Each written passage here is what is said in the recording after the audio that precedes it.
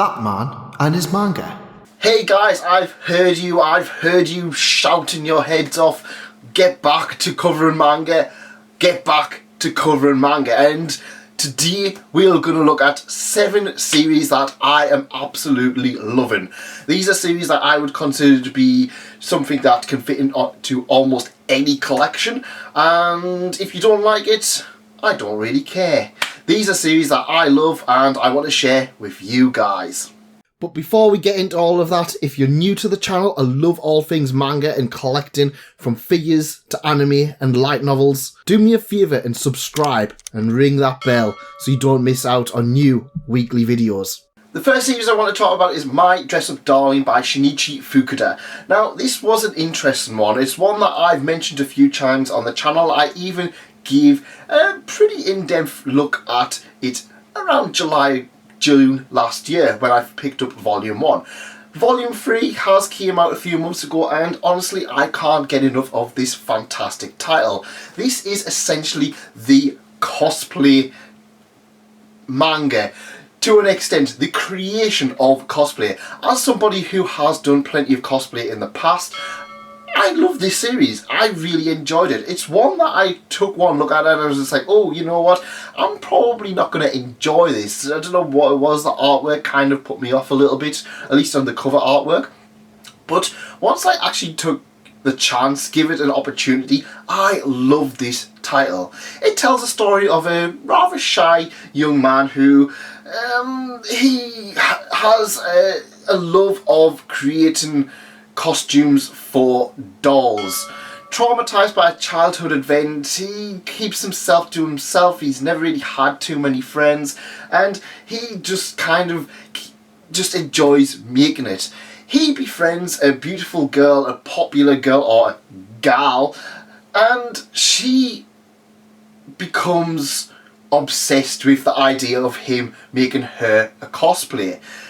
The twist, however, is that she is into some rather unique series, some rather unique spicy series, and wants to be cosplaying the characters from that. So he reluctantly agrees to make this costume for her, and we have what starts off as a beautiful romantic comedy featuring cosplay.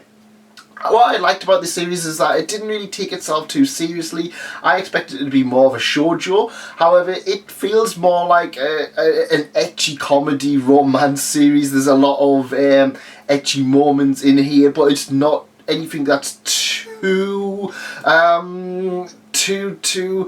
bad. I would say it's very kind of like, you look at it and it's just like, oh yeah, there's some like rather booby moments, but it's not anything too bad that it detracts from the series. At the end of the day, it's some of the stuff, for example, he has to measure her, of course, to measure someone for cosplay, for a costume, she's got to strip down, and it kind of makes sense in the whole aspect. It's none of this bumf, oh, I've accidentally walked into your boobs, punch kind of thing.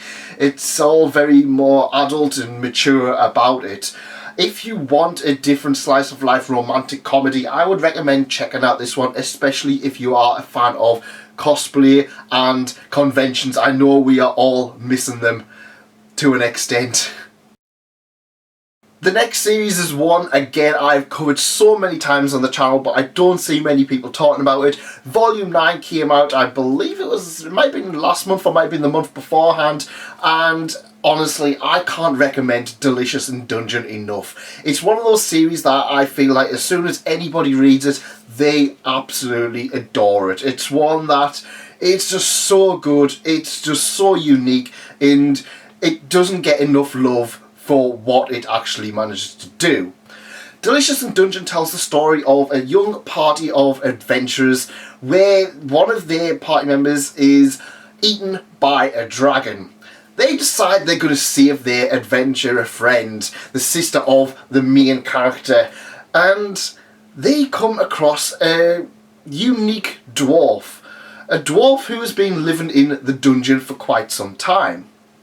And he gives them the realization that in order to reach the bottom, they're gonna have to try and survive using any means necessary. And in this particular series, they have to survive using whatever food they can find. And that food just so happens to be the monsters in the dungeon. So, much like interspecies reviewers, much like Monster Muscle Meat, no, not that. It's the wrong kind of eat. It's the actual legit cooking monsters. It's not that eating monsters. But for example, we have stuff even on the back of the volume 1: a man-eating plant, walking mushroom, the basilisk, green slime, scorpions, mandrakes, living armour. All of those things are things on the menu. And what I love about this series is that it's so well thought out. You have a really good adventure story. You have a really good story about conquering a dungeon. But you also get a lot of very fun moments, a lot of realisation that they're just going to be like, yeah, we're going to have to eat that thing. Oh, no. But I just love how fun a lot of the characters are. It's like, we have an incredible cast of characters. Every single one of them is likeable. And each of the characters gets enough focus that they don't outstay their welcome. They don't feel boring or very tropey. They everything about them just feels so much fun and interesting about it. I love the concept of them having to eat all of the animals and all of the monsters in the dungeon just to try and get to the bottom floor to see if their comrade who has been eaten by a monster, and they're just like, oh, she's gonna, she'll survive for a few days or whatever. It's just such a good series. I don't hear enough people talking about this. If you like your seinen titles, if you like your fantasy titles, you really need to check out Delicious and Dungeon. It's going to be worth your time. Have you guys ever asked yourself the question, what if? What if? What if I did this? What if I went for that job instead of that job? What if I actually did this and spoke to this person? What if I never met that person? What if is essentially this plot of Tokyo Taraba Girls. This is a series that I read a few years ago and I absolutely adored. It is a josei. A josei is a series that is targeted more towards adult females. But I don't know, I love this demographic. I find that nearly everything I read in this demographic I absolutely adore. Tokyo Taraba Girls, Watakoi, there's plenty of great titles out there that I just don't see many people talking about, and I don't understand why. Tokyo Taraba Girls tells the story of some 30-somethings where they're just like, oh, yeah, they drink, they go out and they complain about men, thinking that obviously this is, oh well, it's always the men's fault, we're single, and they have this vow of getting married by the Tokyo 2020 Olympics. Oh wow, that really dates it. But it's not a kind of a I hate men kind of series. It is absolutely fantastic. This is adults adulting. This is adults doing adult screw ups, having all of these adult issues, and I just love the entire concept of it. It's one of those ones where it just feels like it's not all about the romance. It's not no schools involved, which is always a plus because I can relate to stuff. I can relate to adults adulting. I can't relate to kids complaining about the school days. But I love the idea of like this whole thing of just like, oh well, I want to do this for work, but I also want to have a beautiful husband, a perfect man. And then I love the idea that they realise that they're not the young girls anymore. They've got to compete with a lot of younger people, and it also opens your eyes to a lot of how should I say, Japanese ideals. It's hard to explain. I love Japanese treatment of women, how a lot of Japanese women kind of, once you get past a certain age, you kind of just like, oh well, yeah, you're going to be on the shelf for a long time. One of the things that really opened my eyes was how like they go to a mixer and they're just like, yeah, we're these beautiful women, we're in our prime, we've got these fantastic jobs, and they're going for older men, and they're just like, yeah, these men are like the ones who are kind of, yeah, they're not great, and then they realise they've got to compete with girls who are like 10 years younger than them, and I thought that was so interesting. Now, I have read volumes 1 to 9 of this a few years ago, so I can 100% recommend it. Even if you aren't a huge fan of shoujo, give it Josei a try, because it might just be that thing that gets you into it. This is by the creator of Princess Jellyfish as well, another fantastic title which I really need to go back to.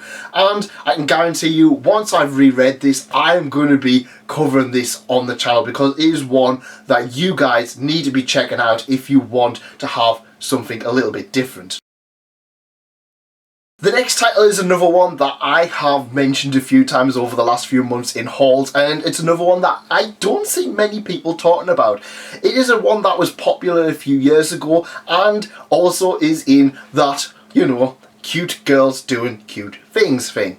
Except this is cute girls doing adult working things, and much like Tokyo Taraba Girls, this takes place of adult-ish characters in a workplace, and that is New Game. Now, this is another one that, again, I feel like the front cover doesn't really sell it. It looks rather cutesy, and to a lot of people they're just going to be like, oh, yeah, this doesn't look particularly my kind of style, but try it. I would recommend trying it. The art style feels a little bit more cutesy than the actual art style in the manga itself. The manga itself is a 4-koma, so yeah, you are getting a bit more of a gag series. I really like this one. This one takes place in a game creation, the video games industry. It's about a bunch of girls who, well, there's got a new hire. This young girl, she's the very first designer. She looks rather young, so they're just like, oh, are you a child? She's just like, no, I'm an adult, I drink coffee. And then she's just like, ooh, I can't drink that. And they're just like, have some juice. And I don't know, it's all very silly, it's all over the top. I feel like anybody who has been in an office environment, or anybody who has been that young new employee, I feel like a lot of people will identify with it. I remember when I was a new employee, back when I was young and handsome. Good old times. But New Game is one of those ones that I feel like a lot of people can benefit from. It actually manages to... It addresses some things about the games industry, but then it also manages to skirt things around and be all like, oh yeah, this is really nice. For example, they have the crunch period. The crunch period is in New Game, but instead of it being this all oh yeah, you're going to do all of this overtime, you're not going to see your family. It's like, all the girls are like, oh, I can't wait, it's going to be a really fun sleepover. And it's all weird, because it's like, oh yeah, this is all here, this is all of this, this is addressed in the story. But then it's all kind of like, oh yeah, it's going to be a lot of fun, and yeah, we're going to have fun and stay up all night chatting and stuff like that. And it's kind of weird how it's kind of like, it's like, oh yeah, this stuff happens in the industry, yeah, this stuff happens, it has to happen to finish these games, but then it's all kind of weird about how positive it is. Now, don't take that as too much of a negative. New Game has a lot of really fun characters. You do probably have to be enjoying the cute girls doing cute things aspect of it. There's no male characters that I recall in here. In fact, the one male character I do recall being in, they didn't even draw him. He's kind of just this dad who just fires arrows at all of the other cast, and it's just like, there's a little note on here just gonna say, you're doing great, daughter. And I don't know, I just love that aspect. I was just like, yep, doesn't want to draw male characters, but he doesn't want to write them out, he wants to do something unique with them. New Game's one of those ones where I feel like I want people to try it, I want people to see how it is and give their own opinion. I wasn't too sure, but once I rewatched the anime, I read this and I fell in love with it, to the point that I basically bought the entire stock of, well, the entire 10 volumes in like a month. I'm looking forward to going through this one in much more further depth. The next series I want to talk about is another cute girls doing cute things. Cute girls surviving the end of the world. Girls Last Tour is another one that I'm really looking forward to covering on a much deeper point. It's a lot of fun, but it's also very heartwarming. The two girls, Chito and Yuri, they're basically at the end of the world. The apocalypse has happened, civilization's dead, and then they're just kind of trundling back and forth on their little, it's like a little, I believe it's called a Kettenkrad. It's just like, they're just kind of like salvaging stuff, or it's like having meaningful conversations, sharing a can of soup. It's one of those titles where it's so relaxing, but it's also really kind of dark about it. It feels like very cold and atmospheric, and people have said that this like series is absolutely heartbreaking. I'm not gonna lie, I read volume 1 and I bought the rest of it. I was just like, straight away, I was just like, I've got to read all of it. I've got to own all of this series. It's one of those ones where you can blast through the entire thing rather quickly. But it's one that, again, I don't see many people talking about this one. It's one I feel like it was popular a few years ago. I believe the entire series was completed about 3 or 4 years ago now. So it's one that's been around for a while. I feel like a lot of people kind of skipped over it. But I would recommend checking it out if you want something that's a little bit different. Yes, it's the cute girls doing cute things, but if you want something really atmospheric and you want something that's going to make you appreciate kind of the current world, I would recommend checking this one out. Again, it's another one that I feel like it was just fantastic read. It really was a fantastic read from start to finish.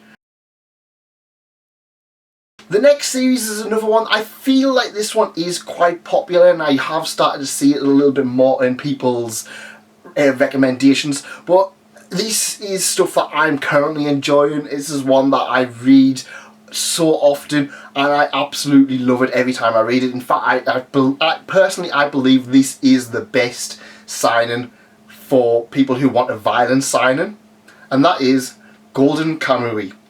Now, there's about 20 volumes of Golden Kamuy currently out in English, but it's so good. Honestly, it has got a bit of everything. It's got your action, it's got your adventure, it's got your romance, it's got your over the top realistic violence. It's got your barramen beating the crap out of each other. It's got some, I wouldn't say I can't say ecchi, but it's kind of like man service. If you like your kind of your muscly naked men beating each other in the hot springs, then you're probably gonna have a good time with Golden Kamuy. What there's also, it's a food title. There's just so many different things going on in Golden Kamuy that I just can't recommend it enough. When I see other series that people recommend when it comes to seinen, it tends to be like the usual ones. That's like a fantasy one, or it really goes over in terms of being the action and adventure. And yeah, there's a lot of great ones out there, but I feel like Golden Kamuy has something for everybody, and I don't feel it gets enough recognition for that.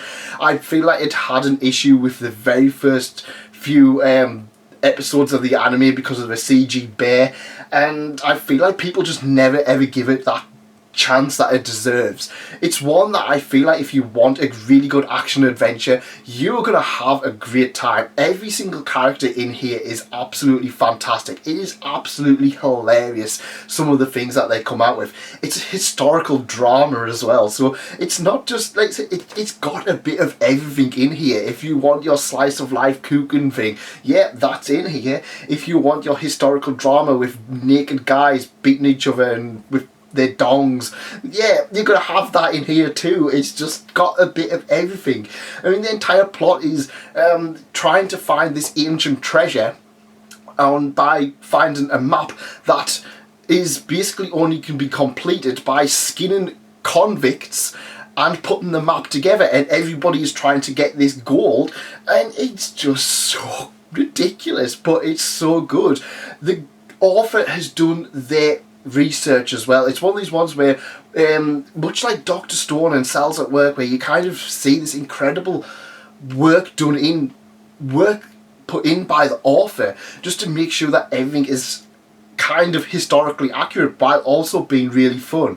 Like I said, this isn't, I wouldn't say this is an underrated title, but then again I also kind of feel like it doesn't get enough love. It's one of those ones that I would always recommend to people, to beginners, to people who want a new title to read. I would always recommend Golden Kamuy. It's one that I absolutely adore and I really can't wait to read more of it.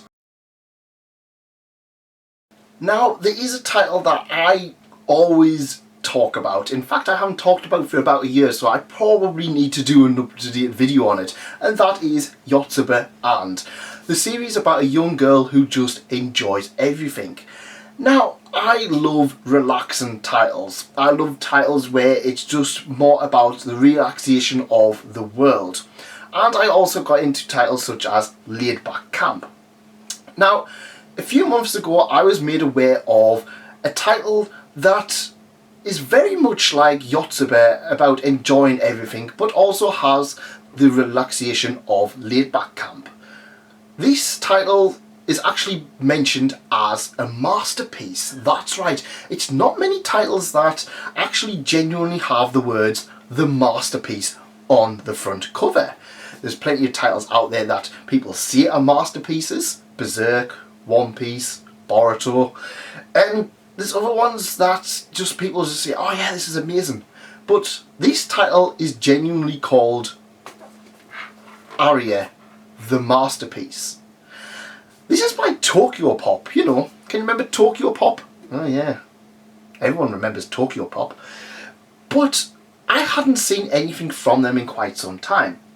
I heard good things about this one. This was one where people were saying, if you like Yotsuba and you'll like Arya.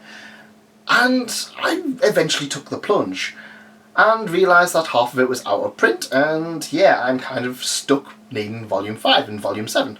Oops. But Arya is an interesting title. It is about a young woman who goes to the planet Aqua, originally known as Mars.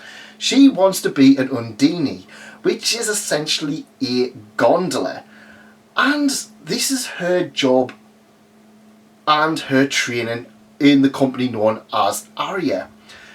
And it focuses on that, but it also focuses on the everyday things of enjoy everything that Yotsuba also enjoys.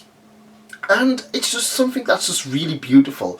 There's something beautiful about the title. It looks absolutely amazing. And it's so relaxing. It's one of those ones where you can just read it, you can read a chapter, and you can just sit there with a smile on your face, just enjoying the relaxing time. There's not many titles out there that manage to do that and capture it so well, but Arya really does. And the words "the masterpiece" being on this particular title, I can agree with. This is one that I feel like is severely underrated. I don't see it in nearly anybody's collection. But it's one that I would recommend people do try and check out. Now, Tokyo Pop have been rather weird with this one. Volume 5, Volume 6 and Volume 7 apparently are out of print, yet they only released last year. But people are saying that there's some whispers that they're getting a reprint. So I would recommend checking this one out if you can try and find a few of the volumes. Volumes 1 to 4 I believe are pretty common. If you can find Volume 5 and Volume 7, you can probably get the rest of them pretty easily. So I would recommend trying to do that if possible, if you do want to check it out.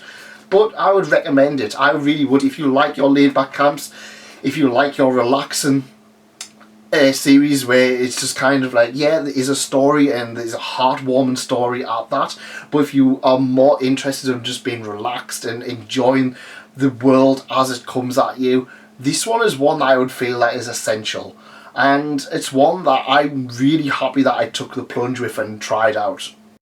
So those are my 7 recommendations for titles to look out for in 2021. Now, like I said, some of these are older titles and some of the ones where I feel like they might have gone out of the way, they're a little bit underrated, and there's plenty more titles out there that I am just not reading. I'm just missing out on them. So guys, let me know in the comments, is there any titles that you think that I should check out, or you think that aren't getting enough attention? let me know. And if you haven't already, remember to leave a like, remember to consider subscribing, and I will see you. There's plenty more manga on there. If there's plenty more light novels, if you enjoy light novels. I'm also doing weekly Pokemon card openings every Friday, so go check them out if you want Pokemon content, and I'll see you next time. Thanks for coming, and thanks again for staying. Goodbye.